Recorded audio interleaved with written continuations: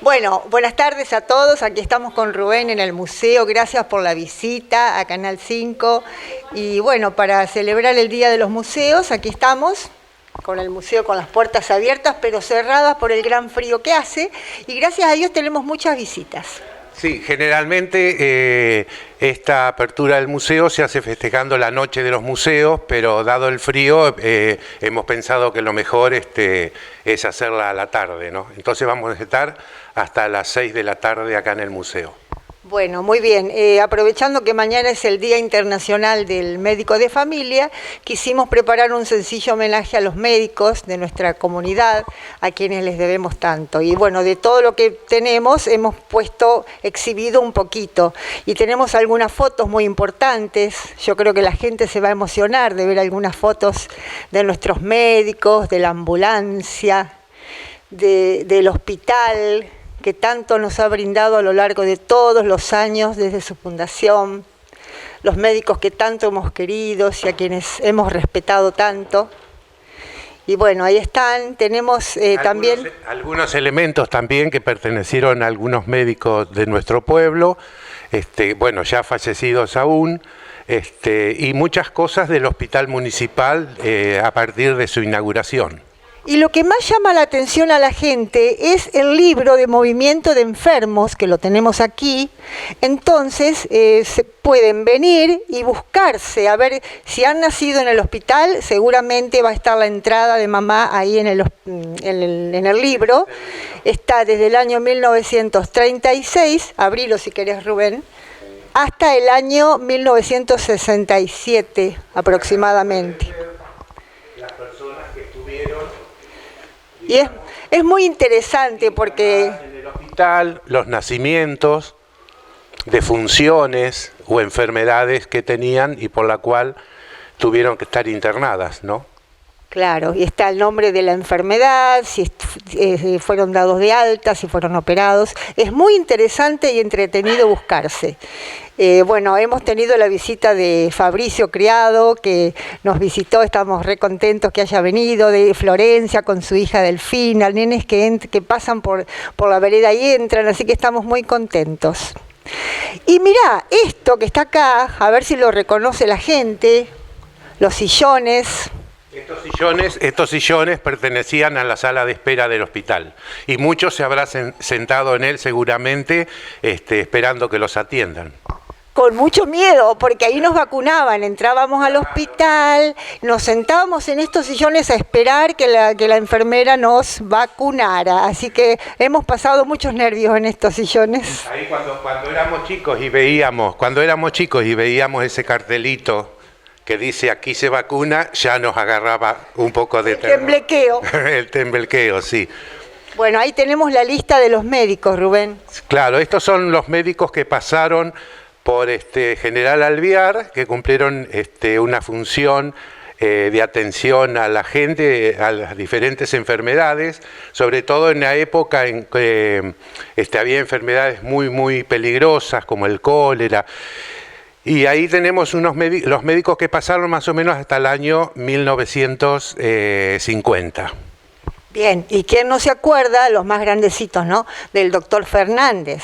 El doctor Fernández, sí, de él fue médico mío, por ejemplo, y de él, por ejemplo, tenemos un par de anteojos que nos donó Jorge Vignoles.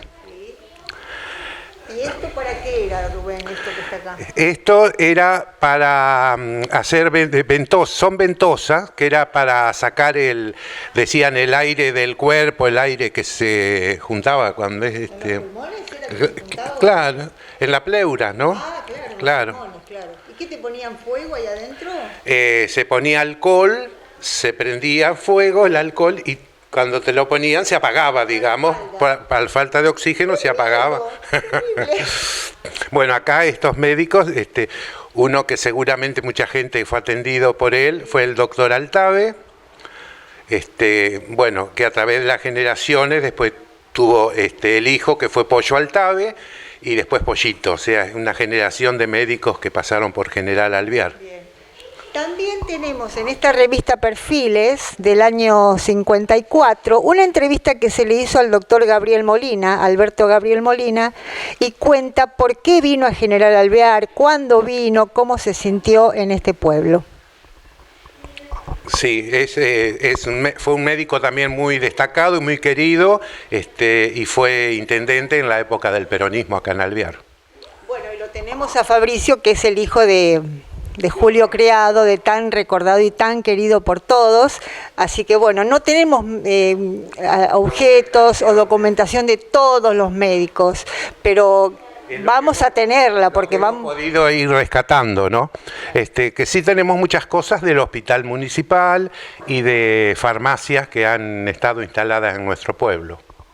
Bueno, y en este sector del museo, que es un poquito más grande, tenemos las visitas guiadas que hacemos cuando vienen las escuelas o las visitas, que es la historia de nuestro pueblo desde antes de su fundación, que el que sabe aquí es Rubén.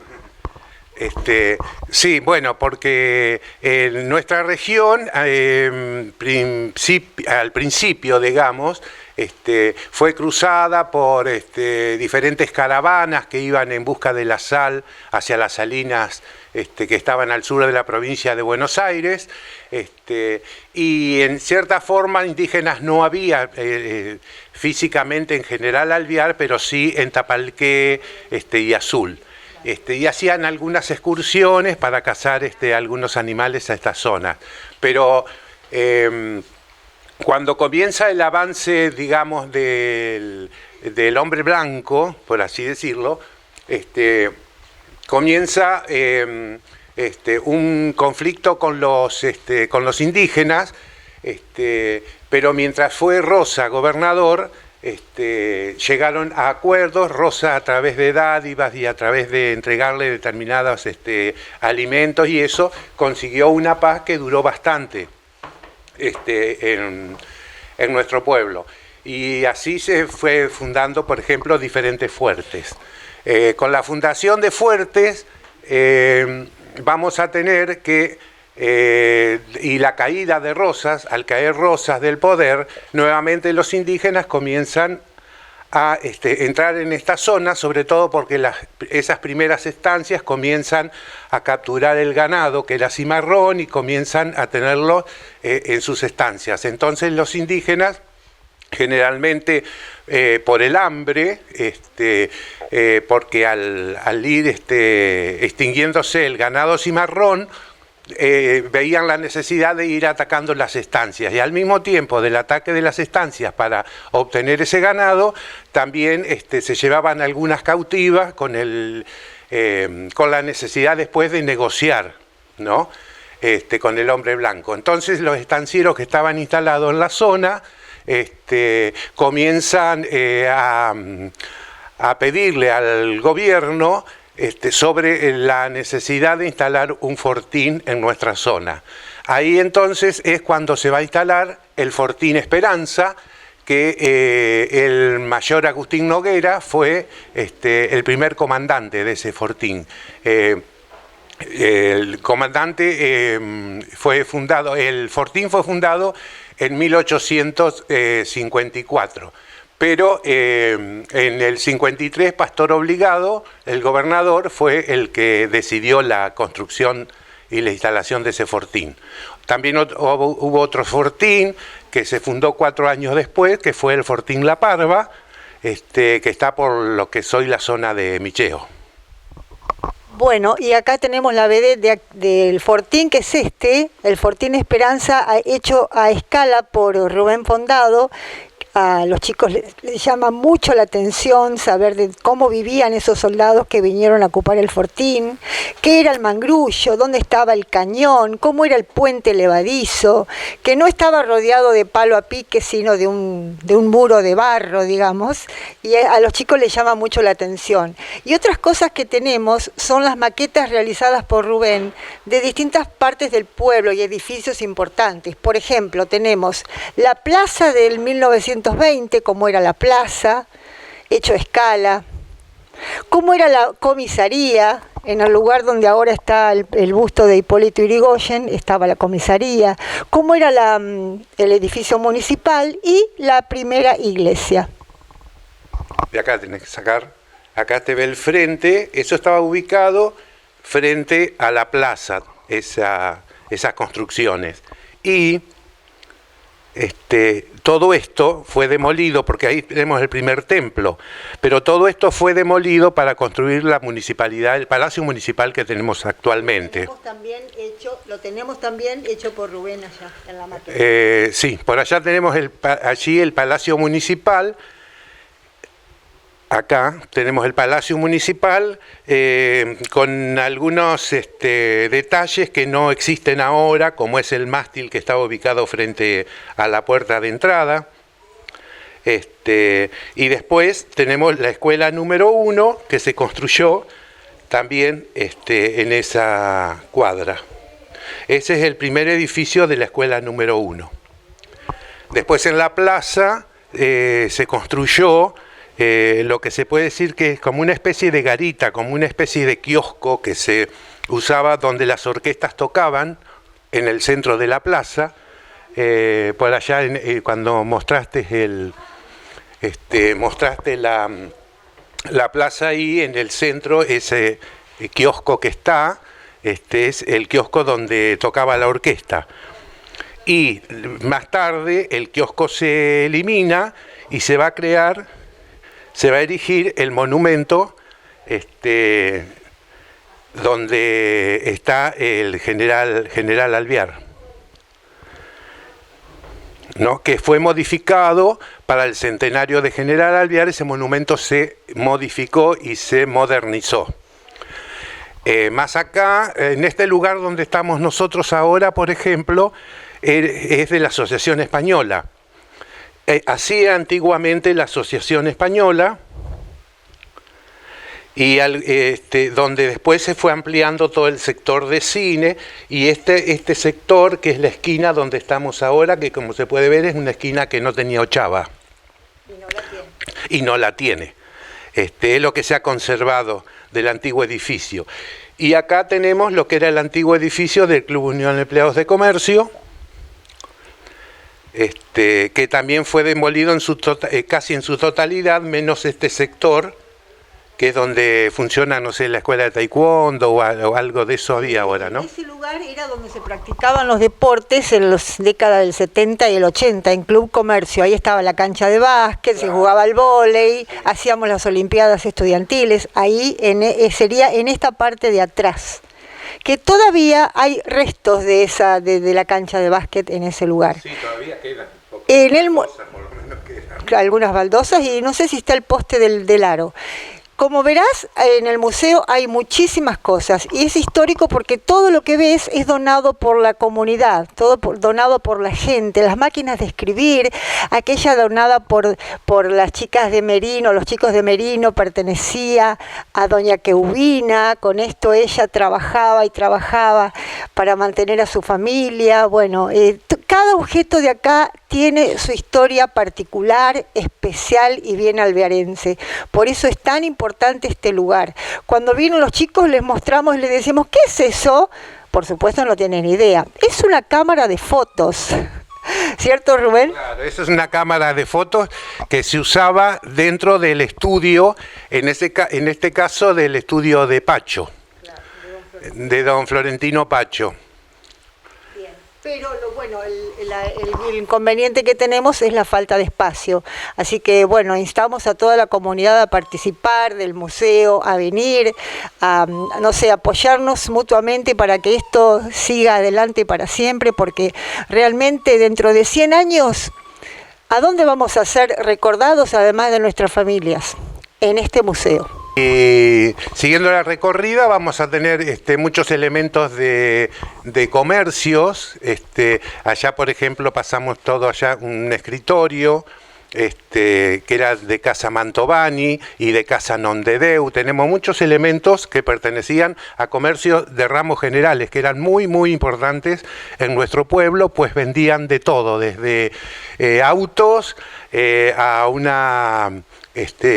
a una lata de galletitas, o sea, los ramos generales tenían una importancia muy grande en nuestro pueblo. Y después, con respecto a la iglesia, acá tenemos a lo que es religión, tenemos lo que fue el primer altar que hubo en nuestra iglesia, que como se puede ver es de madera y está pintado en color con dorados, ¿no? Pintura al oro, digamos, que después fue reemplazado por el de mármol, o sea, que hoy está en la iglesia.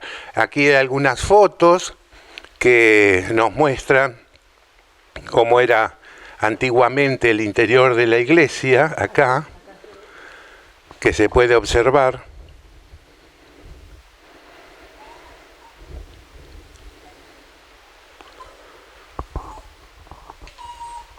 También tenemos el sector de la música, con los instrumentos de la primera banda, la fotografía, los integrantes, y cómo fue la evolución de escuchar música en Alvear, antes del YouTube y de Internet y de Spotify.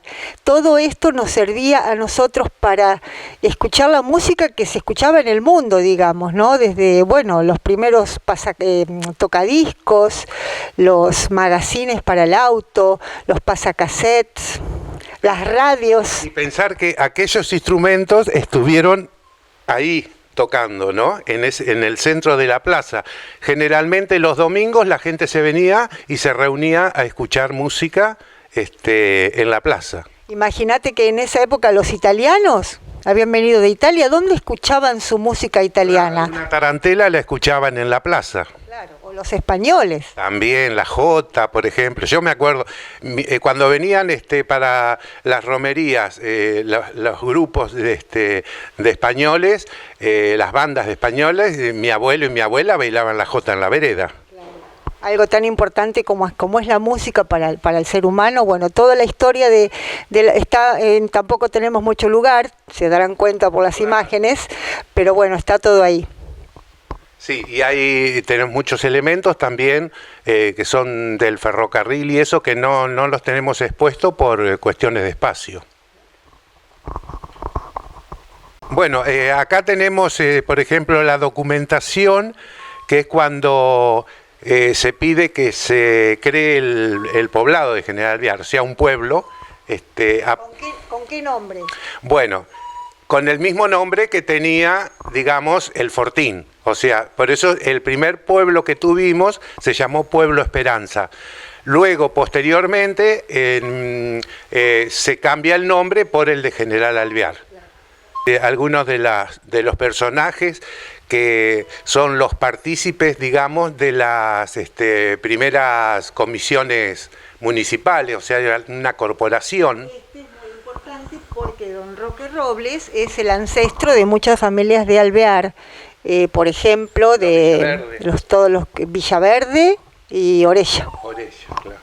Y no sé si me falta alguno, que me disculpen, pero es un personaje muy importante en nuestro pueblo. Sí, Pedro Basabe, Salvador Moya, Benito Moya, Guillermo Leite, Pedro Robert, Pedro Viver, son gente que tuvo mucha trascendencia en esos años, en los primeros años, digamos, de la fundación de nuestro pueblo, ¿no? Bien, y también tenemos a don Pedro Viders, que en el cementerio hay una tumba que está muy bien diseñada. Rubén, capaz que vos sabés más. No me acuerdo. Pero está muy bien diseñada, búsquenla, que está a la entrada en el pasillo central, después de donde se colocan las velas del santuario, un poco más adelante a la izquierda. Bueno, y después tenemos la importancia que tuvieron porque hoy hablamos, al comienzo de la nota empezamos a hablar de los médicos, y en esa época en que apenas había algún médico en Alvear, generalmente eran las sociedades italianas y españolas las que tenían comisiones de atención a los enfermos y contrataban algún médico para que viniera a Alvear, y ahí se lograba que la gente fuera atendida. O sea, esas asociaciones tenían socios que pagaban una cuota y entonces tenían después la atención gratuita. ¿no?, de los médicos. Tanto la italiana como la española. La italiana fue la primera que se fundó, unos 4 años antes que la española. La española se fundó en 1888, se fundó. La italiana en el 83. Y bueno, después la que más lo que más también hemos tenido documentación es sobre la parte educativa.